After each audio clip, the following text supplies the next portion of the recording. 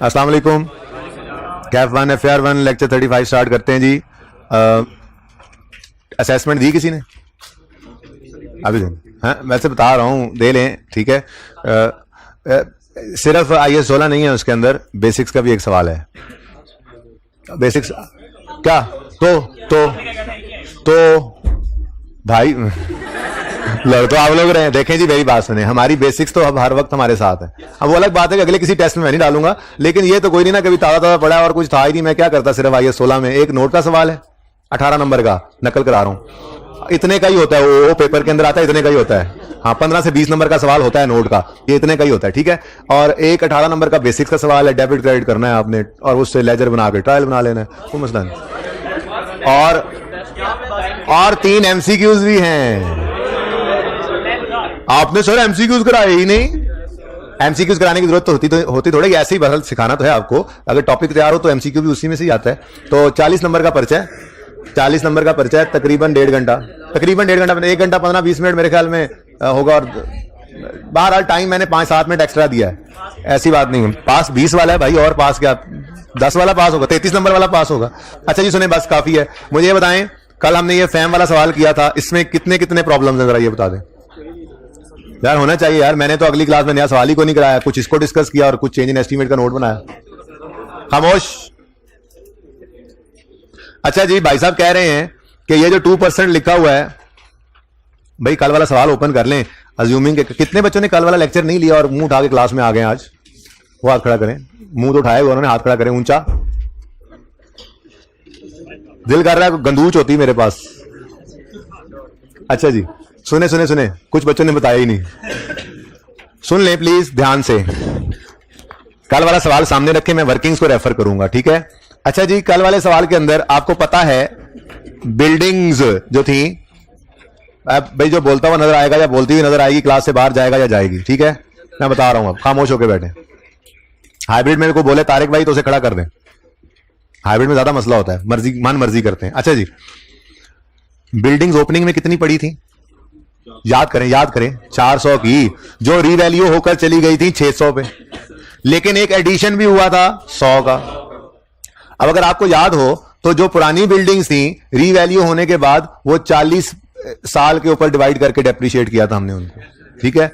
और जो दूसरी बिल्डिंग्स थी नई वाली जो ट्रांसफर हुई थी CWIP से, उसको हमने 50 साल पे डिवाइड किया था। 2% से मल्टीप्लाई कर दिया, मतलब एक ही होता है ना। 2% का मतलब स्ट्रेट लाइन में 50 साल ही होता है ना, कि नहीं? अच्छा, अब भाई साहब आप कल क्लास दी हुई है आपने, व्हाइट कपड़ों वाले भाई साहब, हजरत जी कल की क्लास दी हुई है आपने? बताया नहीं आपने मुझे। अब आप लोग क्या हवाओं में टामक टोइयां मारोगे यार? पता नहीं आप लोग आ जा रहे हो। अच्छा जी चलें, 40 साल और 50 साल कह सकता हूं मैं, 2 तरह की लाइफ्स यूज हुई थी for the purpose of depreciation of building, ऐसे ही है ना। अब नीचे लिखा हुआ है 2%, ये भी ठीक है, ये भी ठीक। क्यों ठीक है? क्योंकि वो 40 भी तो इसी 2% वाले में से -10 करके निकाला था ना, और दूसरे को भी वो है ही। आज पहला दिन आया तो 50 साल जिंदगी है। फिर भी कुछ लोगों को तकलीफ हो जाती है, नहीं जी नहीं, हम नहीं मानते, मैं नहीं मानता, तो उनके लिए ये है कि वो इसकी बजाय ऐसे भी लिख सकते हैं 40 to 50 ईयर्स। ये ऐसे लिखा जा सकता है नोट के बॉटम में। अगर मिसाल के तौर पे बिल्डिंग्स हैं और बिल्डिंग्स में लाइफ डिफरेंट यूज हो गई हैं, तो आप नोट के एंड पे लिख लो, अगर मिसाल के तौर पे एक बिल्डिंग की लाइफ 10 साल इस्तेमाल हुई, एक की 12 साल, एक की 15 साल, तो आप 10 से 15 लिख लो, बस ठीक है। लेकिन ना भी लिखते तो 2% भी ठीक था। एक तो ये बात हो गई, ठीक है। तो मेरी तो मर्जी है कि 2% ही लिखा रहे, ओके। लेकिन अगर कोई ना लिखना चाहे और तकलीफ महसूस करे तो वो 40 to 50 ईयर्स यूज कर सकता है। यहां तक को मसला नहीं। अच्छा, अब आपको मसला है या नहीं है? मुझे मसला है। जो सब नोट्स थे वो जरा क्विकली हमने किए थे। जो मेन नोट की बॉडी थी यहां तक वो तो सारे बच्चों को अच्छे तरीके समझ आ गया था, क्योंकि बड़ी तसल्ली से हमने सारा काम किया था, ठीक है। लेकिन जब आगे सब नोट शुरू हुए, मैं ना नॉर्मली ये मेजरमेंट बेसिस वाले को सब नोट नहीं कहता होता, नॉर्मली इसको मैं मेन नोट का पार्ट ही रखता हूं ताकि आप भूले ना। तो इसलिए मेरा 12.1 और 12.2 इस तरह से चल रहा था, ठीक है ना, और सही है। अब मैं ये चाहूंगा कि हम इस नोट के सब नोट्स को एक बार फिर जरा थोड़ा सा रिवाइज कर ले। वैसे कितने बच्चों को लगता है कि करना चाहिए रिवाइज? बोल तो नहीं रहे थे सारे, सारी समझ आ गई है। पिछली क्लास में मुझे पता लग जाता है आधे को मसाइल का, तो बाकी आधे आपकी क्लास में वैसे आ जाते हैं सामने। तो हमारे नोट्स चल रहे थे, fam notes of financial statements for the year ended 31 दिसंबर 15। फिर उसमें नोट की मेन बॉडी आई थी, ग्रॉस कैरिंग, सामने रख लें। ये कॉस्ट वैल्यूएशन की बजाय हम ज्यादा अच्छा जनरल वाला लफ्ज इस्तेमाल करते हैं, वो क्या है जी? Gross carrying amount. Gross carrying amount में ओपनिंग, क्लोजिंग, फिर एक्यूमुलेटेड डेप्शन में ओपनिंग, क्लोजिंग मैंने कहा था दरमियान में, वो सारी बातें ठीक है। यहां तक हम पहुंच गए थे, ठीक है। ये मैंने नहीं बनाई थी लाइन, फिलहाल छोड़ो, इसको देख लेंगे, किसी वक्त बता दूंगा भी बनानी हुई तो, ठीक है। ये कुछ नहीं है, ये सिर्फ पिछले साल के क्लोजिंग्स जो हैं उनकी बुक वैल्यू दिखाई, कि पिछले साल की बुक वैल्यू, छोड़ो इसको फिलहाल, छोड़ो, ठीक है। 31/15 पे यही फिगर्स हमारी आई थी, जरा अपने सोल्यूशन को सामने रखें। टोटल वाला कॉलम मैंने सिर्फ नहीं बनाया था। 900, 283, 683, 929 और 210, यही है आंसर। इसके नीचे मेजरमेंट बेसिस, डेप्शन मेथड और डेप्शन रेट या लाइफ वगैरह गिवन है। यहां तक कोई मसला किसी को है तो यहां तक भी पूछ लें, क्योंकि इससे आगे मसला है या नहीं है मैंने डिस्कस करना है। यहां तक कोई मसला है तो पूछ लें, किसी एडजस्टमेंट में किसी चीज में कोई मसला है तो पूछ लें, ठीक है। जरा दोबारा हाथ खड़ा करें वो बच्चे जिन्होंने कल वाला लेक्चर नहीं लिया हुआ, बता दें मैं क्लास को कर देना, खड़ा करें हाथ। बाकी सबने लिया हुआ है कल वाले, हाइब्रिड वालों का हाथ नहीं नजर आया। किसने कल वाली क्लास नहीं ली? मुंह उठा के आ गए, मुंह तो रख के आते। अच्छा चलें, सुने सुने सुने सुने सुने सुने किसी को कोई मसला है मेजरमेंट बेसिस वाले ये मेन नोट की बॉडी तक कोई मसला है जिन्होंने कल क्लास लिया तो वो प्लीज पूछ लें, वरना मैं आगे बढ़ रहा हूं। कि अब ये आई ऐसा, ये गिर जाता है, मैं क्या करूं, इसको पक्का करें ना। चाय कह रहे हैं, अच्छा चाय आई बढ़िया। ओ 12.1, अच्छा जी, यहां पे मैं ना दोबारा से ये बना देता हूं सब नोट्स। अच्छा जी 12.1 हमने कहा था, मैंने आपको ये कहा था कि अगर रीवैल्यूएशन होगी तो 3 सब नोट्स रीवैल्यूएशन के लिए मुख्तस हैं, लाजमी बनेंगे। अच्छा लाजमी हो सकता है कोई एक, नहीं लाजमी बनेंगे, बस ठीक है, लाजमी बनेंगे, ठीक है। वो देख लेंगे सिचुएशन, किसी में कोई एक आधा मिस होना हुआ तो क्यों होगा, लॉस आ जाने पर शायद रीवैल्यूएशन लॉस आए तो सरप्लस होना ना हुआ, मूवमेंट ना बनी, लेकिन हम ऐसे नहीं सोचेंगे फिलहाल। मैंने आपको ये कहा था अगर सवाल में रीवैल्यूएशन हो रही है और सवाल आप नोट बना रहे हैं पीपीई का तो 3 सब नोट्स लाजमी बनेंगे। और अगली बात मैंने क्या की थी कि ऐसा तो हो नहीं सकता कि नोट का सवाल आपको आए और रीवैल्यूएशन ना हो, तो यार मजा ही नहीं आता, ठीक है। तो इसका मतलब यह हुआ कि पीपीई का नोट आएगा तो इंशाल्लाह रीवैल्यूएशन जरूर होगी, उसके बगैर नहीं आता। और रीवैल्यूएशन होगी तो 3 सब नोट्स लाजमी बनने हैं, जिसमें सबसे पहला सबसे मुश्किल था, याद है? सबसे पहला था, बोलो बोलो बोलो, 1 मिनट।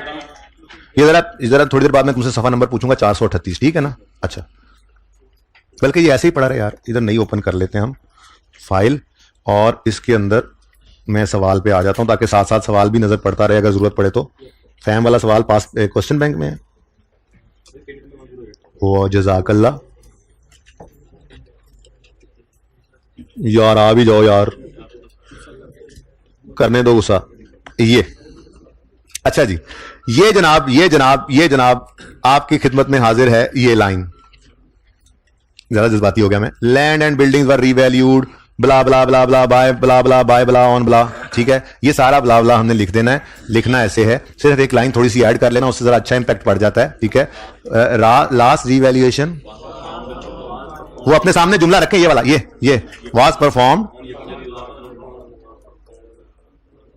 ऑन 1 जनवरी 15 बाय मैसर्स माइकल जैक्सन, नहीं मैसर्स जैक्सन एंड को, हाँ आगे लिख लेना चार्टर्ड सर्वेयर, ठीक है। एक मिनट एक अहम बात ये ऐड कर लो, an independent firm of valuers, ये मैंने नहीं लिखवाया था, मैं लिखवा रहा हूं, an independent firm of valuer या इंडिपेंडेंट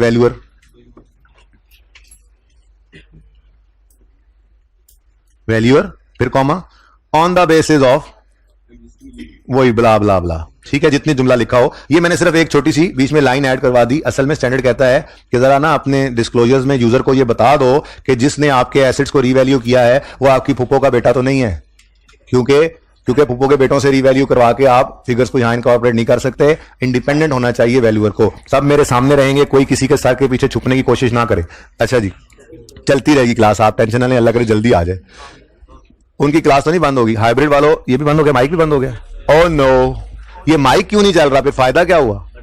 अच्छा चलें, रुक जाए, आ जाते हैं। आप हाइब्रिड वाले कह रहे हैं सर पढ़ा आगे। Oh yes, I can take tea, ठीक ही है यार, चलो तो तू भी ले यार, ठंडी हो गई है। ऐसी चाय पिएगा ना भाई, तू कहेगा यार रह नहीं दो।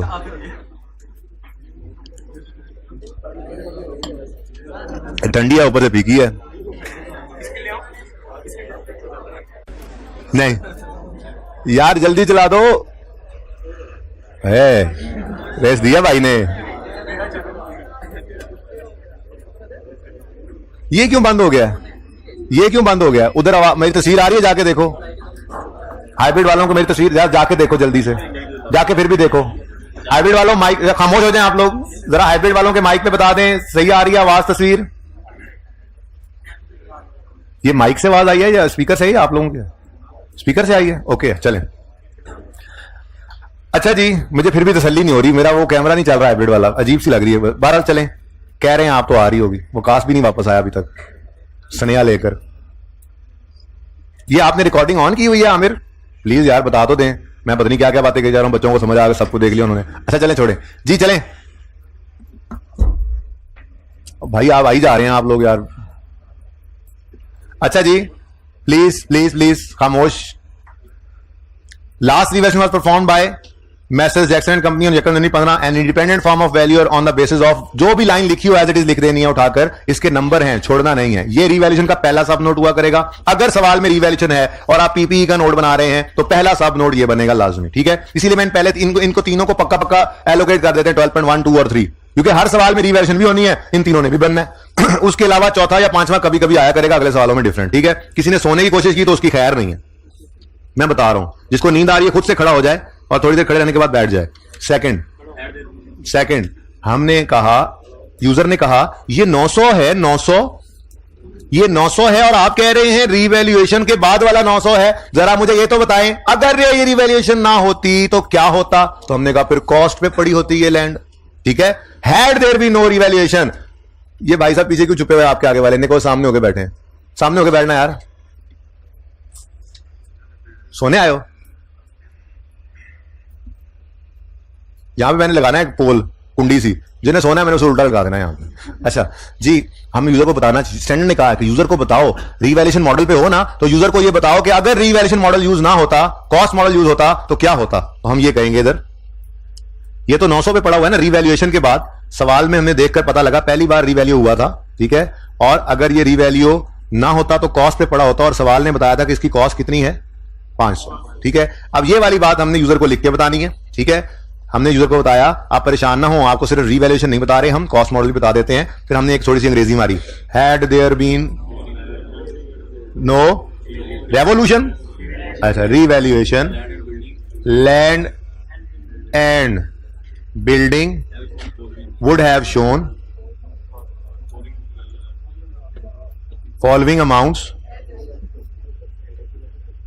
As on. ये बड़ा इंपॉर्टेंट था क्योंकि इसके बगैर समझ नहीं आ रही थी बात। 31 दिसंबर 15। फिर हमने कहा था जी अच्छा ये बात हम लैंड के लिए भी कर लेंगे और बिल्डिंग्स के लिए भी कर लेंगे। पहले लैंड किया था, आसान था। ये बड़ा इंपॉर्टेंट सब नोट है, असल में ये कंफ्यूज कर देता है बच्चों को। लाजमी भी है, नोट का सवाल आए ये होना भी लाजमी है, कान भी फ्यूज हो जाते हैं। तो हम क्या कहेंगे जी, अगर रिवैल्यूएशन ना हो कभी तो एसेट कॉस्ट पे पड़ा होता है और उसमें से माइनस होती है उसकी सारी जिंदगी की डेप्रिसिएशन और वो बीवी शो करता है। तो लैंड अगर रिवैल्यू ना होता तो कितनी कॉस्ट पे आ रहा होता? 500 की कॉस्ट पे। ये सफा नंबर आपकी किताब का 108 है जिसपे ये सवाल है ICAT क्वेश्चन बैंक का। अब खोलने न लग जाना, मैं बता दिया बाद। 108 खोलना तो खोलो जी। अच्छा 108 नंबर सफे पे जी 500 की कॉस्ट होती लैंड की, और ये डेप्रिशिएट कितना हो गया होता? जब से खरीदा था तब से लेके अब तक ये डेप्रिशिएट कितना हो गया होता? खुदा का खौफ करो, लैंड भी कभी डेप्रिशिएट हुआ है? कभी हो भी सकता है लेकिन वो कोई और केस होगा जी। तो वो लीज होल्ड लैंड होता है, कभी बता दूंगा जी। कितना आ गया जी? तो हमने यूजर को कहा मिस्टर यूजर, अगर ये कभी रिवैल्यूएशन मॉडल हम यूज ना करते तो ये लैंड 500 की बुक वैल्यू पे होता, जो कि अब आपको नजर आ रहा है 900 की रीवैल्यूड अमाउंट पे, फेयर वैल्यू पे। ठीक है, सही है। अच्छा ऐसे ही हमने कहा मिस्टर यूजर। अच्छा ये मिस्टर यूजर जो है ना, इसको जरा थोड़ा सा समझाना पड़ेगा हमें। ये सब नोट वैसे इसका पार्ट नहीं, लेकिन मैं समझा देता हूं वैसे। मुझे ये बताएं, बिल्डिंग की बात अब करने लगा हूं। 1 जनवरी 15 पर हमारी बिल्डिंग्स कितने की पड़ी थी? 400 की।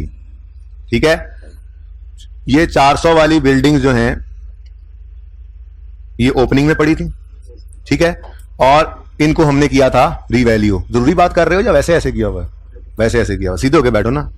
अच्छा फिर हमने साल के पहले ही दिन, साल के पहले ही दिन हमने एक 100 का एडिशन लिया था, ठीक है, तो ये जमा 100 होगी कॉस्ट, ठीक है ना। तो मैंने यहां पर कल क्या किया था, स्टार लगाया था कि अगर बिल्डिंग्स कभी रीवैल्यू ना होती, अगर बिल्डिंग्स कभी रीवैल्यू ना होती, जरा आप नीचे आ जाएं, तो कॉस्ट कितनी शो कर रही होती बिल्डिंग्स, नहीं दोनों अलग अलग लिख लें, जरा समझ आ जाएगी बात में। 400 पहले वाली पड़ी होती जो साल के पहले दिन पड़ी थी, और 100 का एडिशन इस साल में हुआ था, तो ये टोटल 500 आ जाता, ठीक है। तो हमने यहां पर 500 लिखा कि जी बिल्डिंग्स की कॉस्ट होती अगर रीवैल्यू, देखो ना अब ये नजर कितने पे आ रहा है इस वक्त, 700 पे। 700 पे क्यों नजर आ रहा है, क्योंकि ये बिल्डिंग्स रीवैल्यू हो चुकी हैं। तो यूजर अगर ये बिल्डिंग्स रीवैल्यू ना होती तो इनकी 500 कॉस्ट आती। और user, you are not a loser, तुम एक्यूमुलेशन को भी समझ लोगे यूजर। और अगर ये बिल्डिंग्स कभी रीवैल्यू ना हुई होती तो सारी जिंदगी की इनकी डेप्रिसिएशन इसमें पड़ी होती। कितनी, ये हमने निकाली थी ऐसे कि जी 400 इंटू 2%, नजर आ रहा है, छोटा तो नहीं लिखा गया,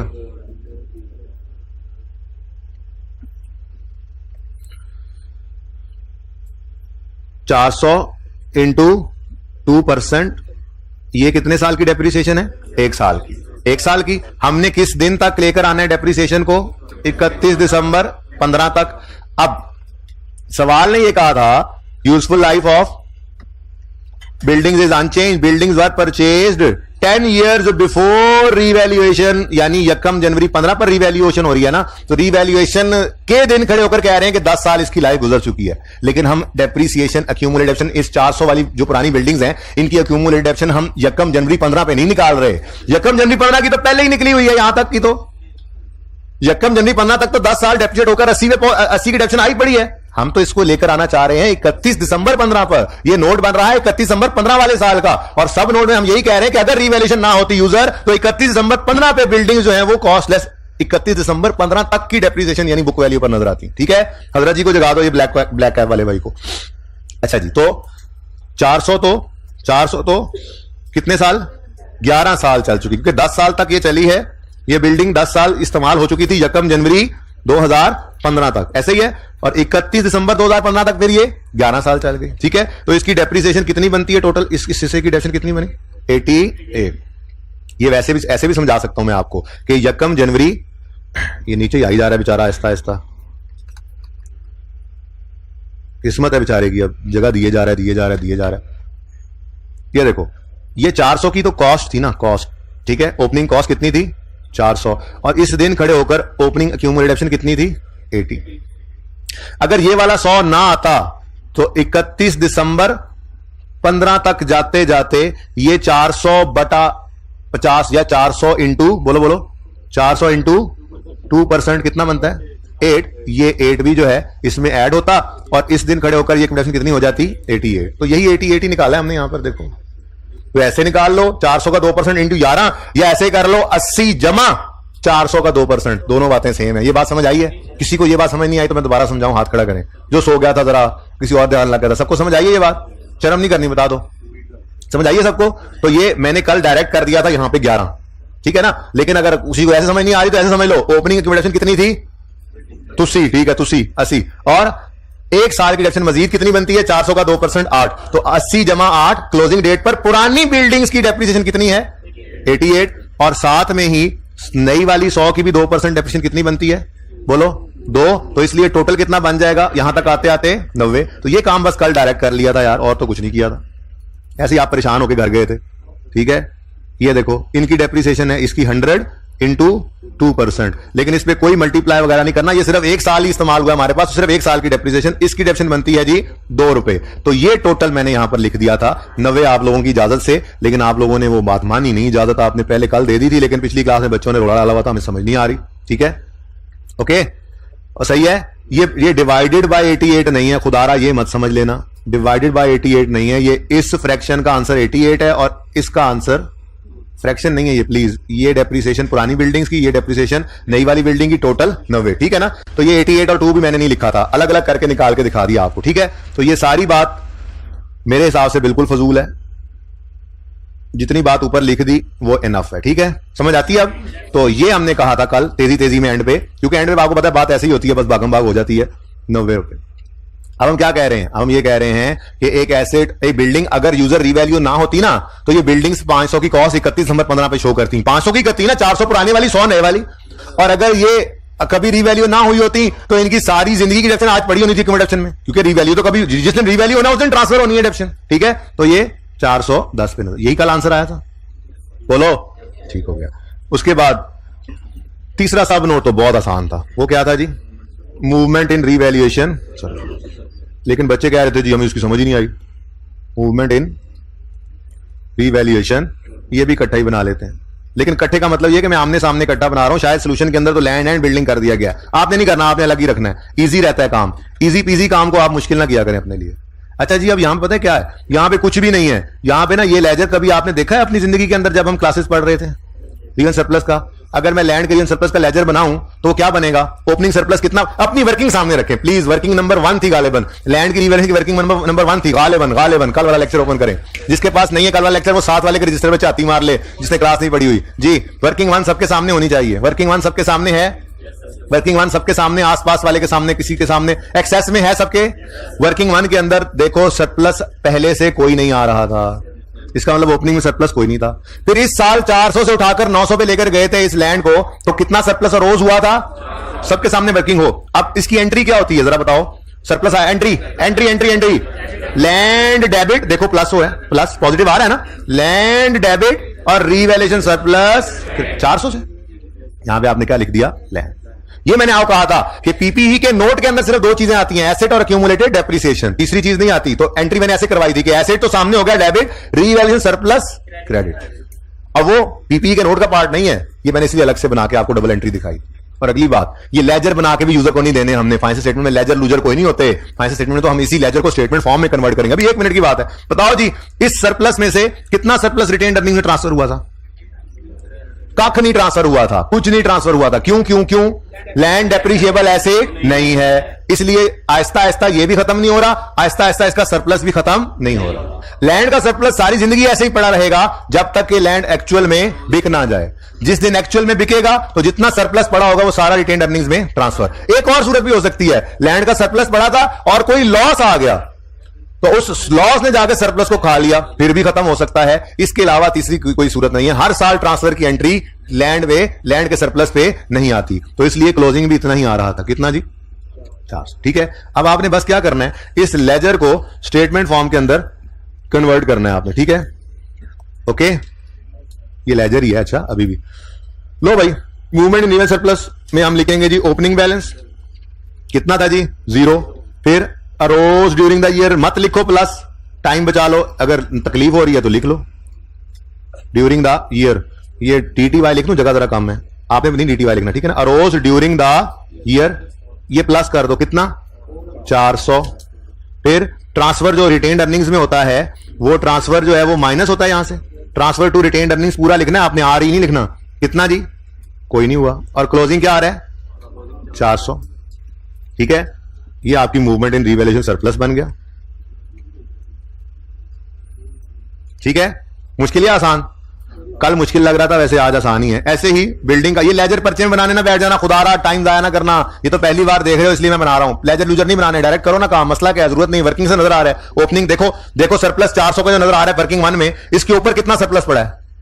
कोई नहीं पड़ा था, यानी 0 था। 400 रोज हुआ, क्लोजिंग में 400 आ रहा है। क्यों? क्योंकि डेप्रिसिएशन की वजह से ट्रांसफर नहीं हुआ। बिल्डिंग का इससे डिफरेंट है, बिल्डिंग अगर रीवैल्यूएशन सरप्लस हो, आपने लेजर पर्चे में नहीं बनाना, आप वर्किंग देख रहे हो, सब कुछ वर्किंग से करते हैं हम। ठीक है, तो ब्रॉड डाउन कितना पड़ा है? 0। और रोज ड्यूरिंग द ईयर कितना हुआ? 280। इसकी एंट्री आपने क्या की? Building debit plus building debit हो गया, कल किया था ना। और दिमाग में कहा था, ये दिमाग है आप लोगों का, ये आप लोगों का दिमाग है ये, ठीक है ना। तो बिल्डिंग डेबिट नोट में कल हुआ था और ये आपके दिमाग के अंदर रीवैल्यूएशन सरप्लस क्रेडिट। ठीक है, यहां पे क्या लिख दिया आपने? हालांकि बन गई है वो बिल्डिंग, लेकिन क्या है बिल्डिंग अभी बन रही है। अच्छा चले, उसके बाद 280 आ गया सरप्लस। ठीक है, उसके बाद नीचे देखो ट्रांसफर कितनी हो रही है? 7 की अमाउंट हो रही है। 7 की एंट्री क्या है? Revaluation surplus debit, retained earnings credit और क्लोजिंग बैलेंस। बैलेंसिंग फिगर क्या आ गई? 273। अब ये लेजर थोड़ी बनाना है आपने, आप तो डायरेक्ट वर्किंग को देखकर अपने सब नोट के अंदर ये लिखोगे सरप्लस कोई नहीं पड़ा था। किस सवाल में पड़ा भी हो सकता है स्टार्ट में, पिछले साल रिवैल्यूएशन हुई हो, इस साल रोज नहीं होगा, सिर्फ ट्रांसफर हो ही जाएगा। पहले से पड़ी हो फिर और सरप्लस आ जाए, लॉस आ जाए, सब कुछ होगा। मूवमेंट ऐसे ही बननी है जैसे हमने सीखी हुई है, ठीक है ना। Opening rose in the year 200 two C, transfer to retained earnings 7, closing. ये जनाब 3 सब नोट्स जो हैं ये लाजमी हैं। कल बोर्ड के इस साइड पे कोने पे ये तीनों सब नोट्स बने थे नोट के बाद, ठीक है। तरतीब आपको बताई थी ये कि सवाल के अंदर पहले सफे पे आप नोट की मेन बॉडी बनाओगे, दूसरा सफा खाली छोड़ दोगे इन अहबाब के लिए, ठीक है, और तीसरे सफे से आपने वर्किंग स्टार्ट करनी है। ओके, आप कह रहे हैं लेजर भी सामने रखें सर, सर ऐसे कहते हैं ना सर, नजर नहीं आ रहा मेरे ख्याल में। एक और काम हो सकता है,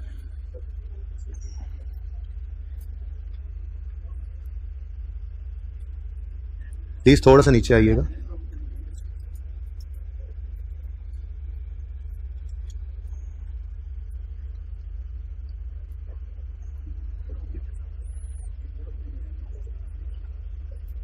शायद कुछ बेहतरी आ गई हो अब तस्वीर कशी में।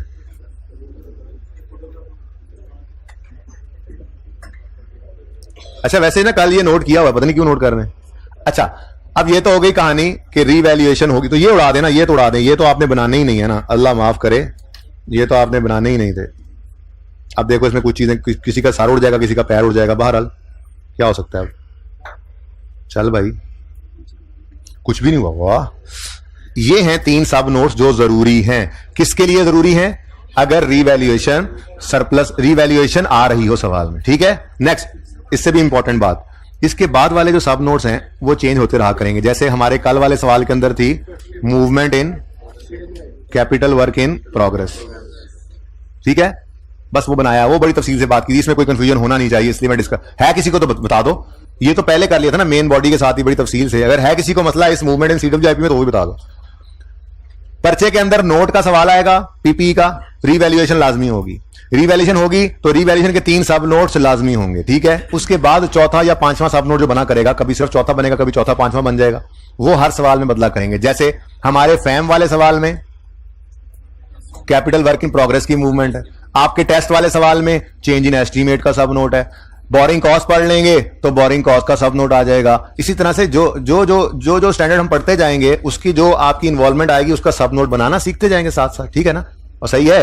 तो बहरहाल अभी मैं आज बात करूंगा चेंज इन एस्टीमेट के ऊपर। की हुई है हमने बात, चेंज इन एस्टीमेट की अकाउंटिंग आप लोगों को आती है, इसका नोट बनाना नहीं आता आपको, परेशान ना हो। आज के टेस्ट के अंदर चेंज इन एस्टीमेट तो है नोट के अंदर, लेकिन उसका जो सब नोट बनाना है उसको मैंने नंबर एलोकेट नहीं किए हुए, इसलिए जो इसको समझने के बाद ट्राई कर देगा, टाइम बचे तो अपनी प्रैक्टिस करेगा, जो नहीं करेगा उसके भी नंबर नहीं कटेंगे, लेकिन सिखा तो दूं मैं, ठीक है। अच्छा जी, अब आज हम बात करते हैं चेंज इन एस्टीमेट की, लेकिन एक मजे की बात सुन लो, ये ना कहना बताया नहीं यहां। अच्छा इस फैम वाले सवाल में कोई मसला है तो पूछ ले ताकि मैं बात आगे बढ़ाऊं। फिर कोई मसला किसी को, कोई मसला किसी को, किसी को कोई मसला, हाइब्रिड में कोई मसला, आमिर भाई आपको कोई मसला, फिर चलूं आगे, आखिरी फैसला है, ये पिछली क्लास में भी हुआ। अच्छा सॉरी, और तो कुछ नहीं है। चलें जी, अब ऐसा करें, अब थोड़ा सा ऐसे पास पेपर्स के अंदर आए।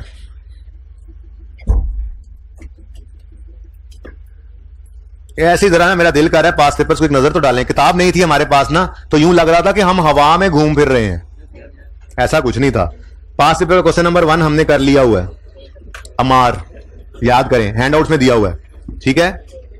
उसके बाद क्वेश्चन 2 नहीं किया, 3 नहीं किया, जरूरत पड़ने पे साथ साथ करते हैं ना।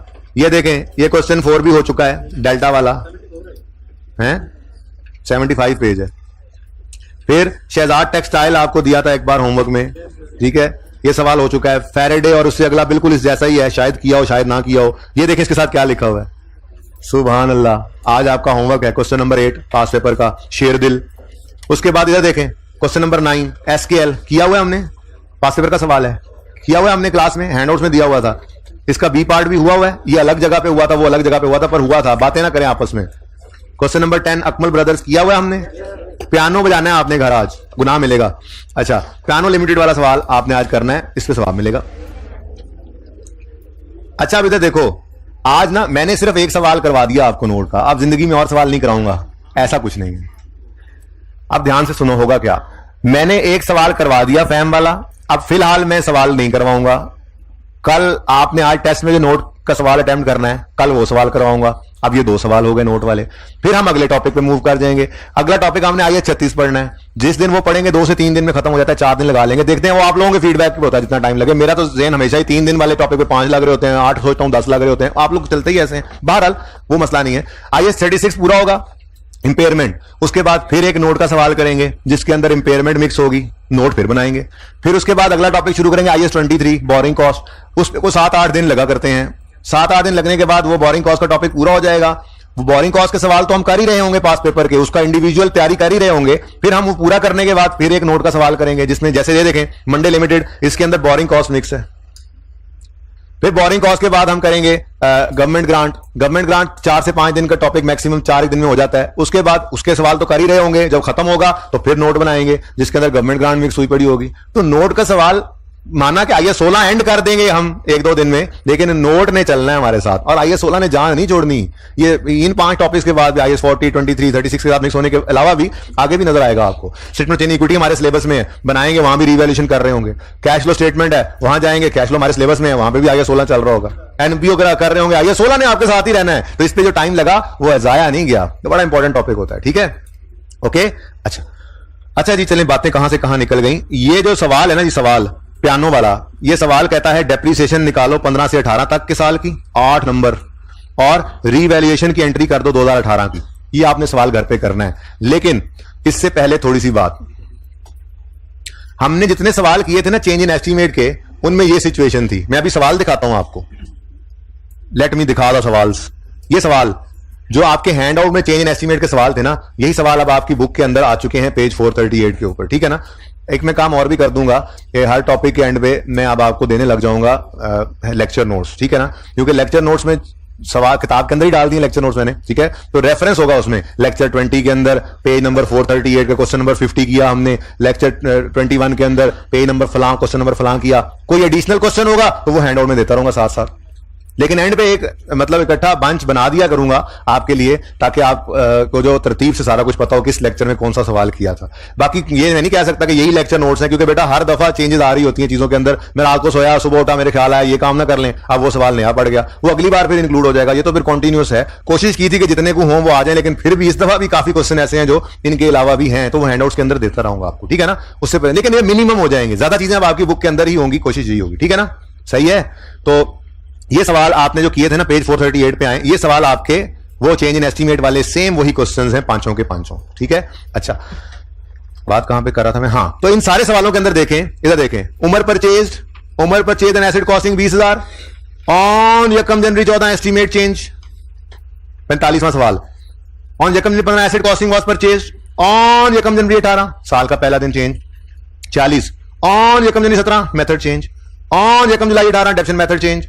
ऑन किधर गया ऑन यकम जनवरी 12 टोटल लाइफ चेंज। ब्ला ब्ला ब्ला ब्ला। हर जगह पे सवालों के अंदर क्या लिखा हुआ था कि पहले दिन, साल के पहले दिन। अब बड़ी इंपॉर्टेंट बात करने लगा हूं आज से पहले इसकी जरूरत नहीं पड़ी थी, लेकिन बहरहाल एक बात रूल शायद बोला हो पर लिखवाया नहीं होगा, ये मुझे पक्का याद है। ठीक है ना, कि एस्टीमेट चेंज साल के पहले दिन हुआ। अभी तक जितने साल किए उनमें लिखा होता था साल के पहले दिन। मैं अज्यूम कर रहा हूं मेरा साल 2018 है, सवाल में लिखा हुआ है ऑन यकम जनवरी 18 एस्टीमेट चेंज हुआ, तो वो तो यकम जनवरी 18 पर ही लेना है ना, स्टार्ट ऑफ द ईयर। ठीक है, सवाल में लिख देना ड्यूरिंग 18 एस्टीमेट चेंज, तो इसका मतलब भी स्टार्ट ऑफ 18 ही होगा।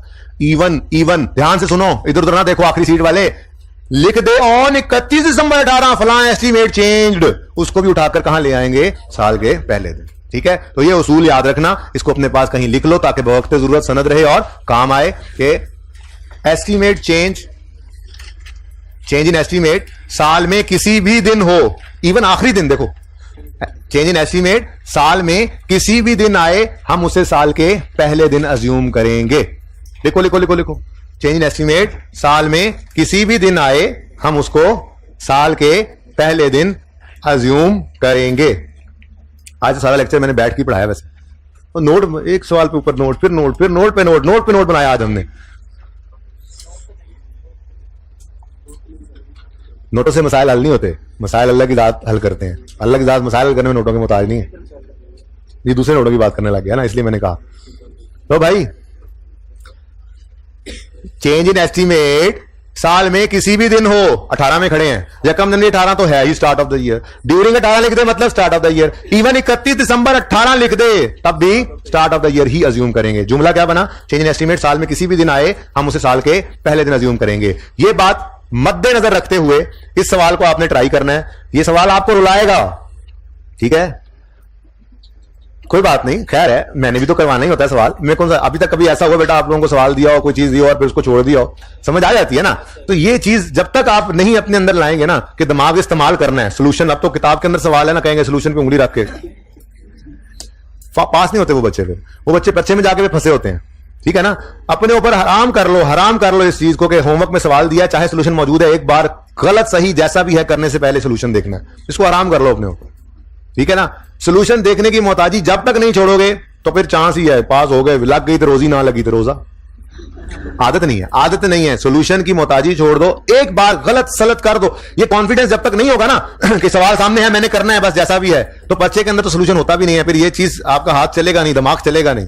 तो अपने आप के ऊपर सोल्यूशन को हराम रखो। टेस्ट के ऊपर आईकैप का पर्चा समझ के टेस्ट दो। समझो कि यार ये टेस्ट में अगर थोड़ा सा टफ लगा, कुछ टफ लगा, नहीं ये तो मेरे 6 महीने हैं, मैं आईकैप के पर्चे में बैठा हूं, ऐसे समझो। मैं अगर यहां थोड़ी एफर्ट नहीं करूंगा तो 6 महीने और लग जाएंगे। ये प्रैक्टिस यहीं से करते करते आईकैप तक पहुंचना है, वरना पहली बार जाकर दिमाग ने और हाथ ने काम नहीं करना होता। ये प्रैक्टिस करने से ही वहां पे जाके काम करता है, ठीक है ना। कोशिश करोगे इंशाल्लाह। तो इस सवाल को मैं इससे ज्यादा डिस्कस नहीं कर रहा, क्योंकि अगर आप डिस्कस कर दूं तो फिर कल या परसों, कल अगर टेस्ट ने जान छोड़ दी, टेस्ट का नोट बनाना है कल मैंने आपके साथ क्लास के अंदर, बहुत इंपॉर्टेंट क्लास होगी, जाहिर है कल क्या बोलते, टेस्ट अगले दिन कोशिश होती है डिस्कस हो जाए। तो टेस्ट ने अगर जान छोड़ दी तो मैं ये सवाल भी डिस्कस कर दूंगा, ठीक है। होपफुली कल में उम्मीद है हम इसको थोड़ा रोक देंगे। कोई 2-4 चीजें रह भी गई ना जो कि मैंने हैंडआउट में बना दी और बच्चों को हैंडआउट दे भी दिए हैं, आपकी क्लास को दे नहीं रहा, मैंने कहा था यार डिस्कस ही कुछ नहीं हुआ तो कल ही देना, हैंडआउट बना हुआ है। उसके अंदर ग्रॉस रिप्लेसमेंट मेथड से एक छोटा सा सवाल करना है, रिड्यूसिंग बैलेंस मेथड से आज तक रिवैल्यूएशन नहीं देखी, छोटा सा सवाल करना है। आईकैप ने अपनी किताब में या कभी पेपर में चेक नहीं किया हुआ, पर सीख तो लेंगे ना। तो छोटी मोटी 2-4-5 चीजें इसके अंदर रह भी गई तो हो सकता है मैं उसको साइड लाइन करके हर लेक्चर में थोड़ा थोड़ा कर लूं, बच्चे बोर भी काफी हो गए हैं। लेकिन यह भी हो सकता है कि कल और परसों का दिन लगा के सारा पढ़ा दें और फिर आगे 36 शुरू कर दें। तो दोनों सूरतें हो सकती हैं, डिपेंड करता है मेरे और आप दोनों के मूड के ऊपर, ठीक है ना। फिलहाल तो ये होमवर्क के अंदर सवाल 1 हो गया आपका, और दूसरा सवाल है आपका होमवर्क में शेरदिल की रिक्वायरमेंट पढ़ें। In accordance with IFRS prepare a note on PPE। बनाना आता है नोट? नोटो नोट हो जाना आपने इंशाल्लाह, ठीक है ना। आज भी अभी चेंज एस्टीमेट के नोटो नोट आज, ठीक है। Important thing is including comparative figures. ये एक जुमला लिखा हुआ है जी, कोई समझाएगा मुझे ये क्या लिखा हुआ है? यानी कि 2000, वो कहता है जी फॉर द ईयर एंडेड 31 दिसंबर 2016 का नोट बनाओ और उसका कंपैरेटिव 17 भी बनाओ, 16 का कंपैरेटिव 17 भी बनाओ। जिस साल में आप खड़े होते हो ना उसका कंपैरेटिव पिछला साल होता है हमेशा, ठीक है ना। कंपैरेटिव का लफ्ज जब भी आएगा तो ये देखो हम किस साल में उसने हमें लाके खड़ा किया, उसने हमें खड़ा किया जी, कह रहा है नोट बनाओ 31 दिसंबर 2016 का, तो इसका कंपैरेटिव कभी भी 17 नहीं होगा, इसका कंपैरेटिव क्या होगा? 15। तो 2004 लिखा हो तो उसका कंपैरेटिव होगा 2003। 2016 लिखा हुआ है तो उसका, यहां पे आप खड़े हैं, देखो ये आप ऊपर खड़े हैं, ठीक है ना। 2015 क्या है इसका कंपैरेटिव। अच्छा, एक तो ये बात समझ लगी कंपैरेटिव का मतलब क्या होता है। दूसरी अच्छी खबर पता है क्या है? जो काम आपने फैम में एक बार किया था ना, इस साल में 2 बार करना पड़ेगा। यानी आपकी इतनी प्रैक्टिस हो रही है, आप 2 दफा नोट बनाओगे घर पे, ठीक है। एक बार 15 के लिए एक सफे के ऊपर, इकट्ठा ना करना, सोल्यूशन में इकट्ठा बना हुआ है, आपने इकट्ठा नहीं करना वरना इकट्ठा हो जाएगा सारा कुछ इधर, ठीक है ना। एक दफा पूरा नोट बनाओ, 15 के साल का पहले बना लेना, आसानी हो जाएगी, क्योंकि 15 के क्लोजिंग 16 के ओपनिंग बन जाएंगे। देख लेंगे किसी वक्त इस सवाल को भी डिस्कस करना है या नहीं करना। हो सकता है थोड़ा टाइम मुझे लगे कि नहीं जाया हुआ है तो मैं कंप्यूटर पे ही वीडियो रिकॉर्ड करके यूट्यूब पे चढ़ा दूं, देख लेना। डिस्कशन ही करनी है ना, है आसान सवाल, ओके। क्योंकि सवाल इतने ज्यादा करने हैं कि कोई एक आधा डिस्कस भी तो करना पड़ेगा ना ऐसे। अच्छा, 2 हो गए। अच्छा, इनमें से पियानो वाला सवाल पहले कीजिएगा और टाइम मिल जाए तो शेरदिल वाला भी कर लीजिएगा, नहीं तो फिर शेरदिल वाला एक दिन अगले दिन कर, लेकिन 2 दिन के अंदर अंदर ये होमवर्क करना है, क्योंकि असल में एक छोटे छोटे सवालों वाला होमवर्क अभी रहता है, वो मैंने देना है आपको, इसलिए वो जरा जरूरी होगा। अच्छा जी, चेंज इन एस्टीमेट की अकाउंटिंग हमने सीखी हुई है। ये गालिबन हमने कोई 21वें लेक्चर के अंदर या 22वें लेक्चर के अंदर ये सीख लिया था काम। आज हम 35 लेक्चर पे पहुंचे हुए हैं। चेंज इन एस्टीमेट हमें आता है। मसला ये है कि चेंज इन एस्टीमेट का नोट बनाना हमें नहीं आता, ठीक है। लेकिन इतना आसान है इसका नोट बनाना कि आप कहेंगे कि जी यही नोट आए पर्चे में हमें, ठीक है। जरा एक एग्जाम्पल पहले लेते हैं।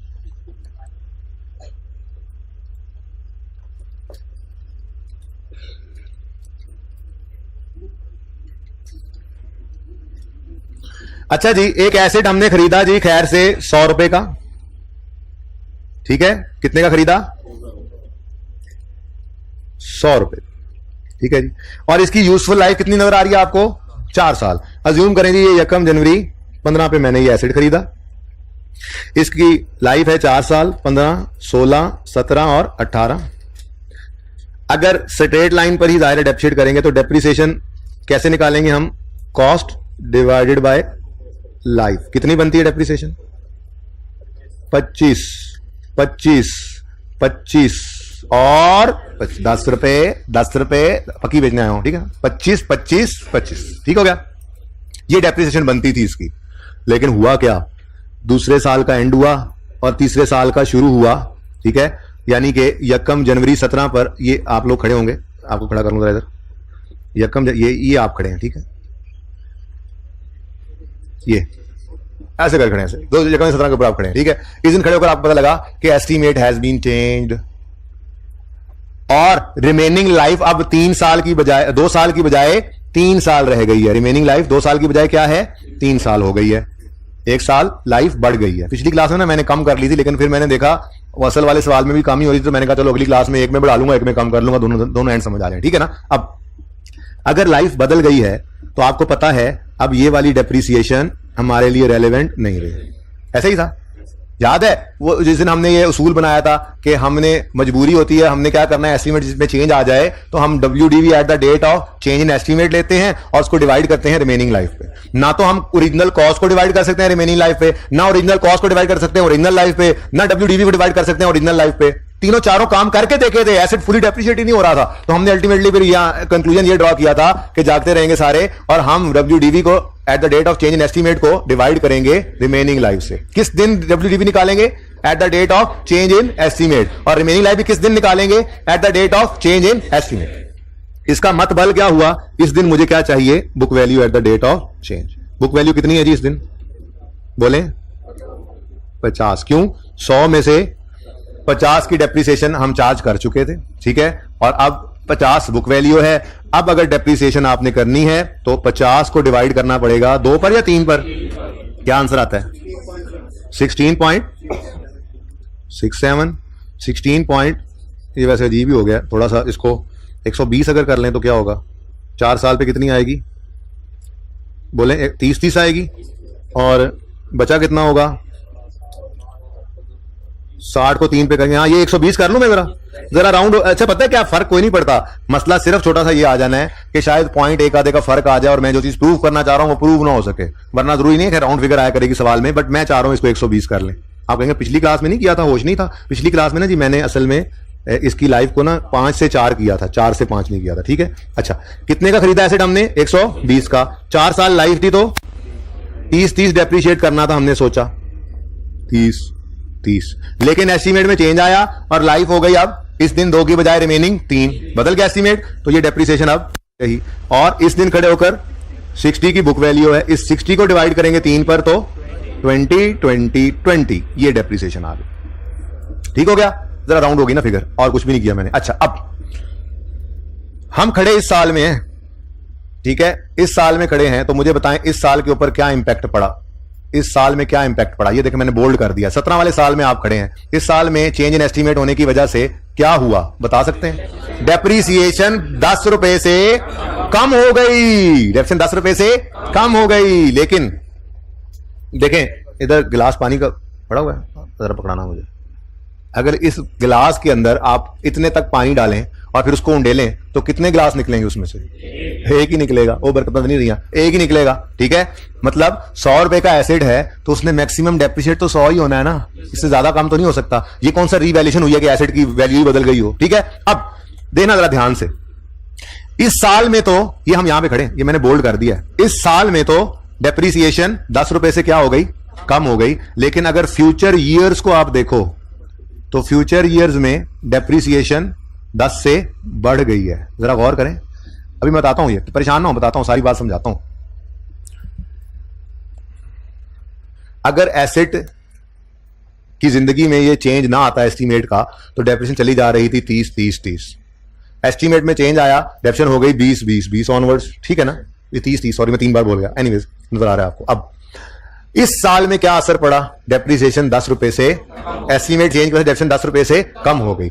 उसके बाद एसेट की रिमेनिंग लाइफ जितनी भी है, ये जरा छोटा सवाल है, अभी आगे 10 साल वाला सवाल करते हैं तो 7-8 साल बचे पड़े होंगे, ठीक है ना। बहरहाल इसकी रिमेनिंग लाइफ जितनी भी बचती है, इस दिन के बाद जितनी भी बचती है, अगर एस्टिमेट चेंज ना होता तो डेप्रिसिएशन कितनी आती? क्योंकि यहां पर तो डेप्रिसिएशन होनी नहीं थी, ठीक है। अगर एस्टिमेट चेंज ना होता, इस साल तो 10 से डेप्रिसिएशन कम हो गई ना, लेकिन अगर एस्टिमेट चेंज, और इस वजह से क्या हुआ, डेप्रिसिएशन 10 से कम होने की वजह से अगले सालों पे क्या असर पड़ रहा है ये देख रहे हैं। अगर एस्टिमेट चेंज ना होता तो अगले सालों में डेप्रिसिएशन कितनी होती? 30। एस्टिमेट चेंज हो गया तो अगले सालों में डेप्रिसिएशन हो गई 40। अगले सालों में, साल में नहीं कह रहा, अगले साल्स में, ठीक है ना। यह है एक साल और यह है बाकी साल्स, ठीक है ना। अब जरा ध्यान से दोबारा सुनो। एस्टिमेट में चेंज आया, इस साल की डेप्रिसिएशन 10 रुपए से कम हो गई, फ्यूचर ईयर्स की डेप्रिसिएशन 10 रुपए से बढ़ गई। इधर देखो, अगर पुराने एस्टिमेट में चलता तो फ्यूचर ईयर्स में कितनी डेप्रिसिएशन होती? 30। नए एस्टिमेट के अंदर फ्यूचर ईयर्स में डेप्रिसिएशन कितनी हो रही है? ठीक है ना, बात समझ आई है? वही ना, 100 रुपए नहीं डेप्रिसिएट होना है ना। तो 100 रुपए में से मैंने अभी यार ग्लास भी भूल गया तुम यार। 100 रुपए के एसेट ने 100 रुपए ही डेप्रिसिएट होना है ना, 110 120 तो नहीं हो सकता, 80 90 तो नहीं हो सकता, ठीक है ना। तो 100 ने डेप्रिसिएट होना है, बस पैटर्न बदल गया डेप्रिसिएशन का। असल में ना एस्टिमेट चेंज की वजह से पैटर्न क्यों बदलते हैं? देखो हमने क्या कहा था, एसेट ने 10 साल वायदा देना है तो इसकी सारी कॉस्ट को आज ही एक्सपेंस आउट मत करो, 10 साल इनकम ने आना है, इससे अर्न होकर 10 साल पे इसके कॉस्ट को फैला दो, ये डेप्रिसिएशन थी। अब हम 2 साल गुजरने के बाद कह रहे हैं नहीं जी नहीं, इसकी जिंदगी में फायदा आना ही सिर्फ 5 साल है, तो फिर डेप्रिसिएशन एक्सपेंस को 5 साल पे लेकर आएंगे, क्योंकि उससे फायदा भी कितने सालों पे है? 5। यही तो मैचिंग कॉन्सेप्ट था, ठीक है। तो 100 रुपए नहीं डेप्रिशिएट होना है, 100 रुपए नहीं डेप्रिशिएट होना है, ठीक है। अब भाई बात समझ आई? देखो इन टोटल क्या हुआ है, इन टोटल 1 2 3 4 टोटल इसको छुपा लो, टोटल सारी जिंदगी में 120 डेप्रिशिएट होता, आज भी कितना हो रहा है? 30 और 30 60 हो गया, 20 20 20 60, आज भी 120 ही डेप्रिशिएट हो रहा है। एसिड ने तो 120 ही डेप्रिशिएट होना है, सिर्फ पैटर्न बदल गया। ये बात समझ आई है? तो भाई ये काम ना असल में किया नहीं करना। अभी 10 साल वाला भी सवाल कराता हूं, उसी में मुसीबत पड़ जानी। तो आपको 20 साल का सवाल आ जाए तो टाइमलाइन बनाने बैठ जाओगे ये प्रूव करने, ऐसे नहीं करना। ये सिर्फ हम पक्का यहां से आज प्रूव कर लेंगे और फिर आगे के लिए पर्चे के लिए उसूल बना लेंगे, ठीक है ना। क्या है जी चेंज इन एस्टिमेट का उसूल? करंट ईयर की डेप्रिसिएशन अगर 10 रुपए से कम हुई है तो पक्की बात है, आंखें बंद करके लिख लो, फ्यूचर ईयर्स की 10 रुपए से बढ़ गई है। अभी अगला सवाल मैं करवाता हूं, उसके अंदर आपकी करंट ईयर की डेप्रिसिएशन कुछ अमाउंट से बढ़ेगी, तो आंखें बंद करके लिख देना है। वो पर्चे में आंखें बंद करनी है, आज तो प्रूफ कर रहा हूं दोनों तरफ, ठीक है ना। तो आंखें बंद करके लिखेंगे हम कि फ्यूचर ईयर में उतनी अमाउंट एग्जैक्ट बढ़ जाएगी, यही है, ठीक है ना। सिर्फ पैटर्न बदल रहा है, ओके। अब नोट कैसे बनाएंगे? एक मेरी बात याद रखना, ये अगली वाली चीजें, ये वाला जो एरिया ना, ये वाला एरिया, ये आपने नहीं लिखना होगा। वैसे मैं थोड़ी देर मिटा देता हूं आपको तस्वीर बनाने के लिए, ठीक है ना। मैं तो ये कह रहा हूं इसको नहीं लिखा करेंगे। हम 17 के साल में खड़े हैं ना, तो हम सिर्फ 17 के साल को ही यूज करके नोट बना लिया करेंगे।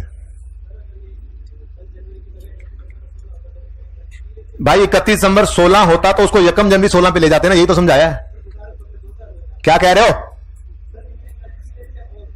बेटा? देखो पहले ये डिसाइड कर लो कि एस्टीमेट चेंज किस साल में आ रहा है, मुझे बताओ। 31 दिसंबर 16 को एस्टीमेट चेंज आप कह रहे हो अगर आता तो वो यकम जनवरी 16 पे ले जाते, फिर यकम जनवरी 16 पे ले जाते तो इस दिन खड़े होकर रिमेनिंग लाइफ निकालते, ठीक है ना। लेकिन ये तो मैंने सवाल में आपको खुद बता दिया रिमेनिंग लाइफ, ठीक है, बढ़ा लिया मैंने, बात समझे। फिलहाल 17 के साल के अंदर एस्टीमेट चेंज आया है, वो यकम जनवरी 17 पे आया, ड्यूरिंग 17 आया या एंड ऑफ 17 आया। मैंने 17 की बात कर रहा हूं, मैं 16 की तो बात ही नहीं कर रहा। हमारे सवाल के अंदर एस्टीमेट चेंज किस साल में आया है? 17 में। 16 में भी आ सकता था लेकिन आया 17 में भाई, तो कर लें पहले, ठीक है। अब यूजर को पीपीई के नोट के अंदर तो सिर्फ डेप्रिसिएशन एक्सपेंस नजर आ रहा होगा, उसको क्या पता कि एस्टीमेट में हजरत जी को जगा दो, उसको क्या पता कि एस्टीमेट जगाते रहो। हाँ, ऐसे थोड़ी देर बाद ना हजरत जी को ऐसे कोनी मार दिया करो, ठीक है, सही है, समझ आ गई है तुम्हारी ड्यूटी। आज इनको नींद आई हुई है, ठीक है ना, सोन नहीं देना मैं। हाँ अच्छा जी। और ये जो ऑनलाइन वाले सोए हुए हैं, शर्म करें, शर्म, जो घर पे बैठे हुए सो जाते हैं लेक्चर के आगे, शर्म करें, घर वालों ने पैसे खर्चे हुए हैं, करप्शन करते हैं आप लोग, ठीक है, पढ़ाई के अलावा सब काम करते हैं। अच्छा, ये हमने नहीं काम करना, मैं मिटा दूंगा आपको, तस्वीर बनाने के लिए मिटा दूंगा, ठीक है ना। अच्छा, अब हम बनाने लगे हैं नोट। क्या जी? नोट। पीपीई का नोट बन रहा है और ड्यूरिंग द ईयर एस्टीमेट में चेंज आया है। यूजर को यह बताना है कि एस्टीमेट में क्या चेंज आया है और इस चेंज से क्या इंपैक्ट आया है, ठीक है। बहुत ही आसान नोट है, यकीन माने मैं बहुत और ज्यादा जोर लगा के बोल नहीं सकता, इतना आसान है। ऐसे करके वो जैसे 12.1 12.2 12.3 हुए थे ना, मिसाल के तौर पे सवाल के अंदर आ गया एस्टीमेट चेंज, तो 12.4 3 तो पक्के हैं ना, वो तो तुम कर लो, बाद में पढ़ा लूंगा। अच्छा, सवाल देख रहे हो? अच्छा सॉरी यार, माइंड तो नहीं किया। कर लो तुम। अच्छा सुने जी, मैंने ये कहा कि रीवैल्यूएशन में लाजमी आना है, ठीक है, लाजमी आना है, सवाल तभी मजे का बनता है। और रीवैल्यूएशन के पहले 3 सब नोट्स भी लाजमी बनने हैं, तो 12.1, 12.2, 12.3 हमने एलोकेट कर दिया रीवैल्यूएशन को, ठीक है ना।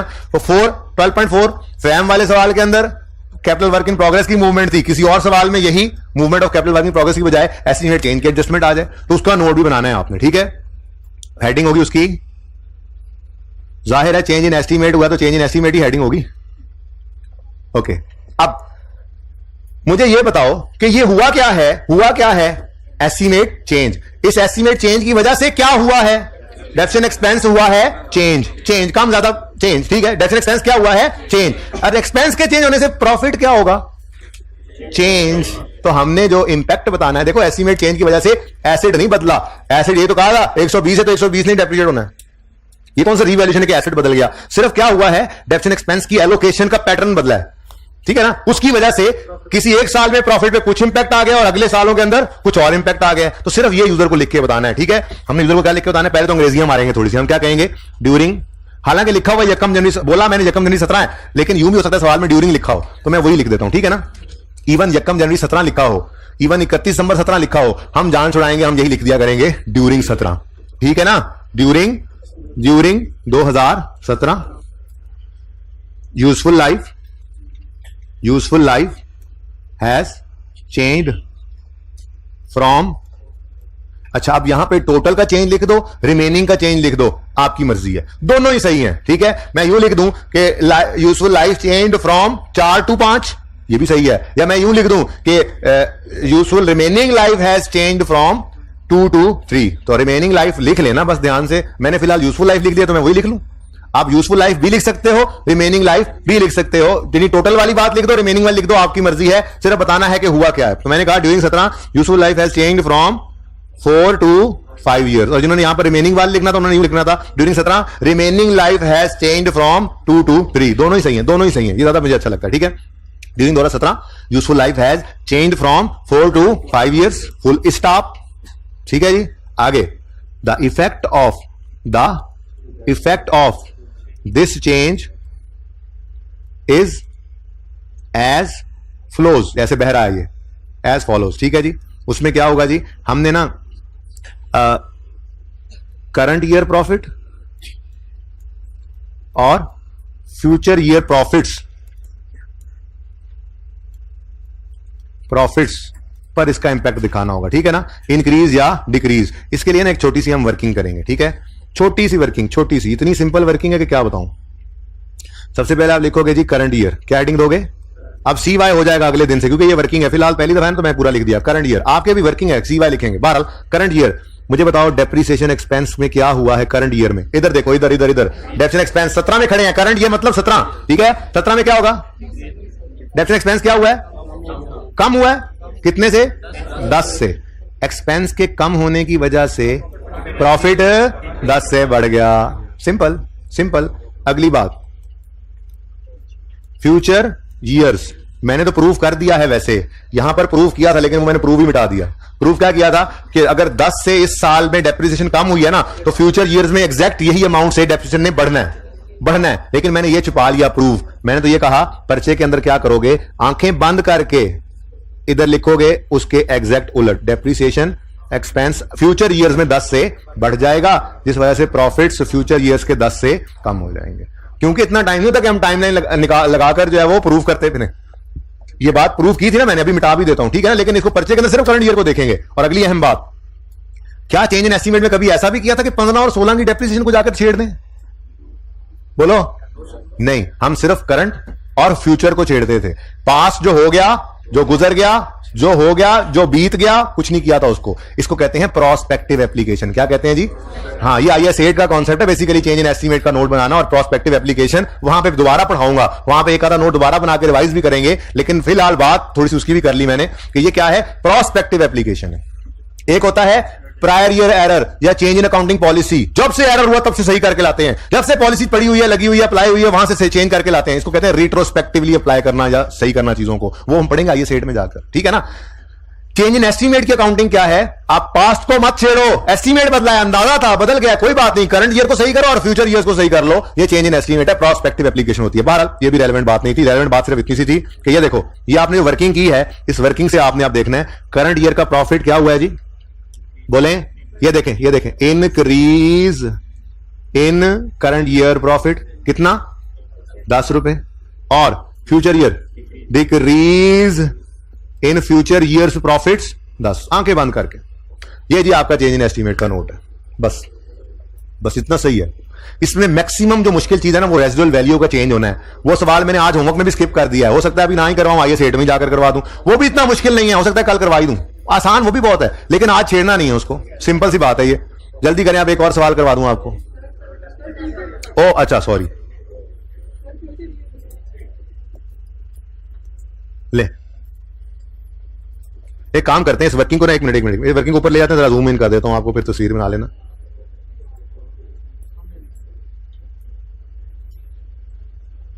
वो भाग गया यार, क्यों ऐसे कर रहे हो यार, ऐसे मत करो यार, क्या हो गया यार, तुम्हें नाराज हो गया। लें जी, ये बना लें, ये मेरी एग्जांपल थी, कहीं सवाल नहीं मिलेगा, माजरत के साथ, बस बातों बातों में सवाल बनाया, ये गुजारा करें, अब कुछ नहीं हो सकता।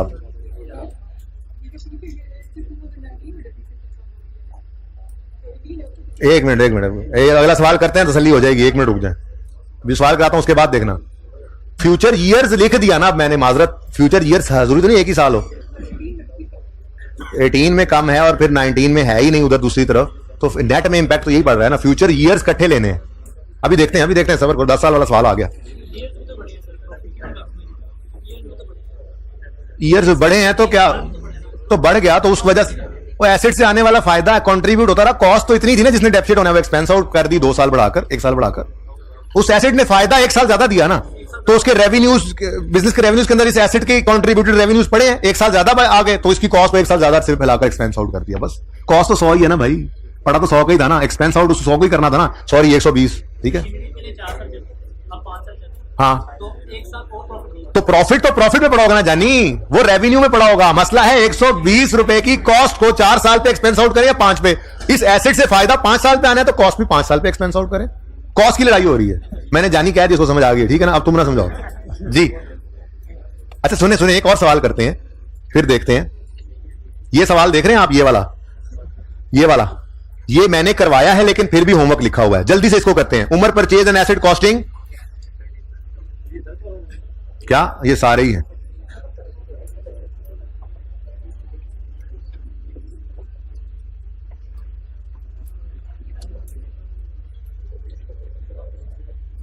ये आपके लिए मैंने इंपोर्ट किया है, ये इंपोर्टेड हुकूमत नहीं, सॉरी इंपोर्टेड सवाल है।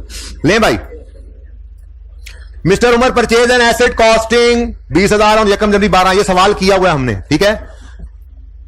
लाइफ ऑफ एसेट इज 10 साल एंड रेजिडुअल वैल्यू इज 2000।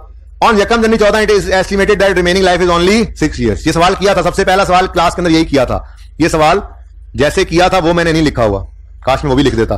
बहरहाल हम तो ऐसे ही करते हैं फिलहाल सवाल को जी। ये सवाल था हमारा,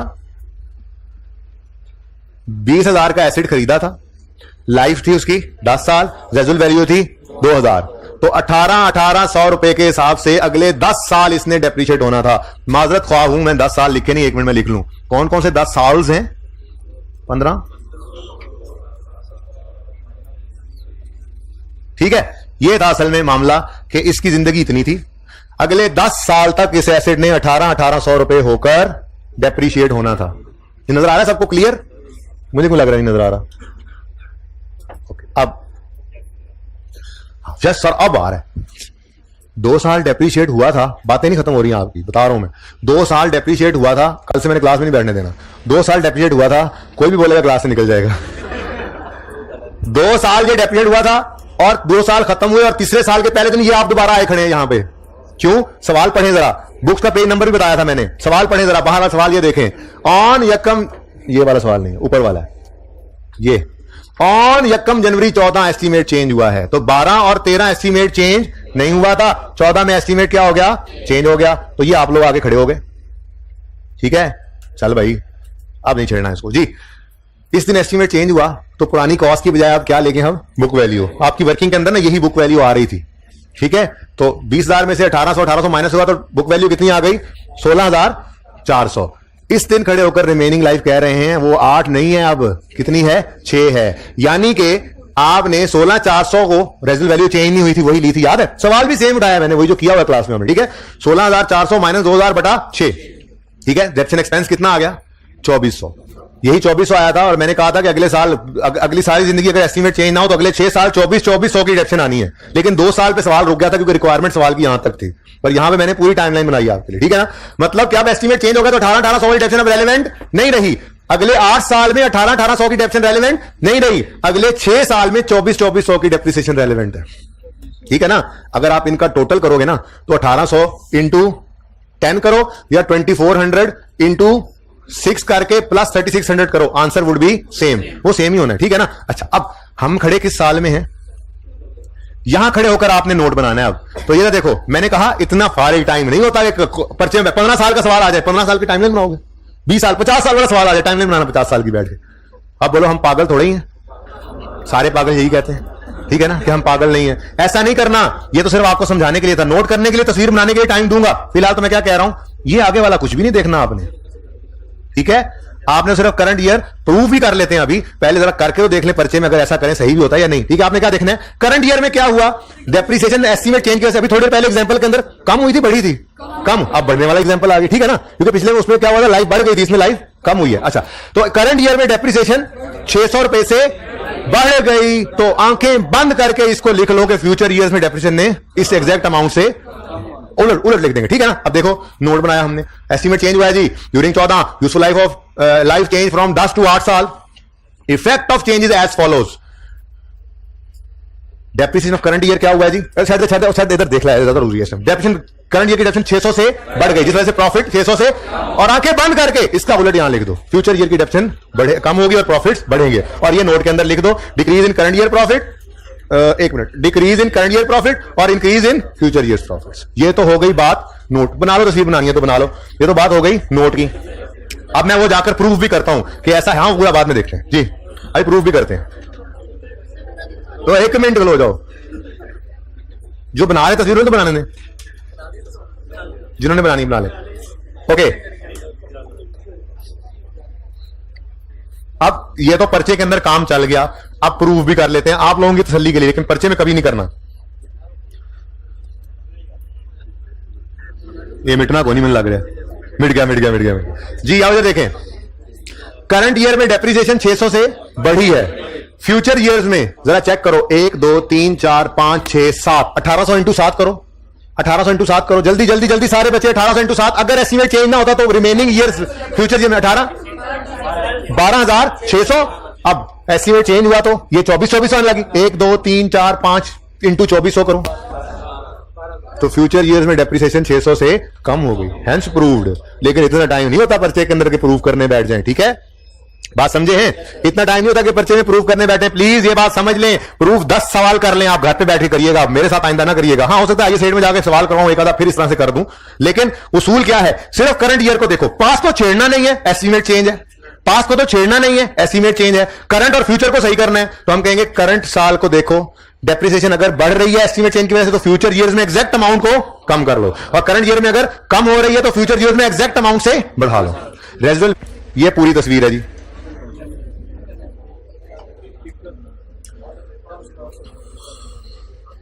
मुस्कुरा दें।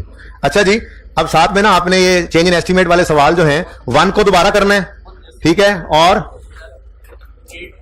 नहीं वो तो है ही, ये छोटे छोटे सवाल है, इतना सा नोट, इतना सा, ये नहीं करना, सिर्फ करंट ईयर और फ्यूचर ईयर, 2 मिनट में एक सवाल हो जाएगा, ठीक है। बना भी लो तस्वीर, स्माइल नहीं करनी मैंने, जल्दी करो सर, नाने आ जाना अभी, चुप करो।